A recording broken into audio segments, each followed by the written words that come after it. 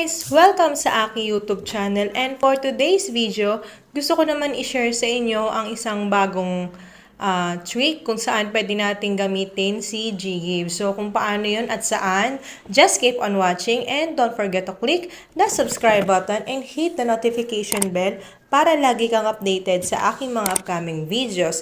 But before that, if hindi mo pa alam ang about kay GCash guys, ay pwede mo mapanood yung aking mga videos kung paano gamitin si GCash at kung paano gamitin din yung kanyang mga features. Meron din akong video guys kung paano ko nagamit din si GGives sa ibang mga features ni GCash kung saan pwede mo rin siyang ipambayad through online. So ngayon kasi guys, hindi mo siya hindi mo siya basta pwede ma-convert sa cash katulad sa iba na meron sa iba na nagte-trade or dati available kasi si Shopee Pay. So ngayon kasi guys, hindi available si Shopee Pay na, tinanggal na. So yung iba ang ginagawa is nagte-trade.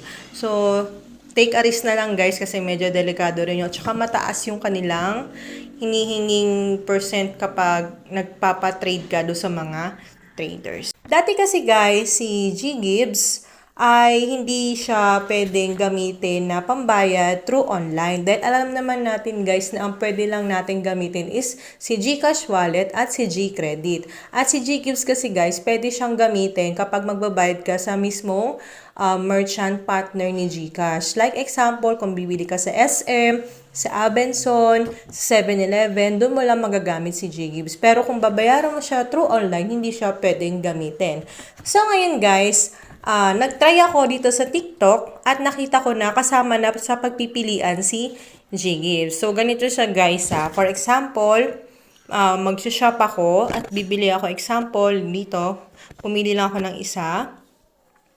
Ayan. So, i-click ko na yung buy now. Then, after that, pag naklik mo na yung buy now, ay mag-automatic naman na may nakukuha kong mga voucher nila sa TikTok. Then, after that, kailangan piliin mo lang si GCash. Pag napili mo na si GCash, place order mo lang. And then, dito sa confirm payment, kailangan mo na mag-login sa inyong GCash. And then, click mo lang yung next. Tapos, kailangan mong ilagay yung authentication code na marireceive mo through text. Then, click mo lang yung next. Then, login mo yung 4-digit MPIN. Click mo lang yung next.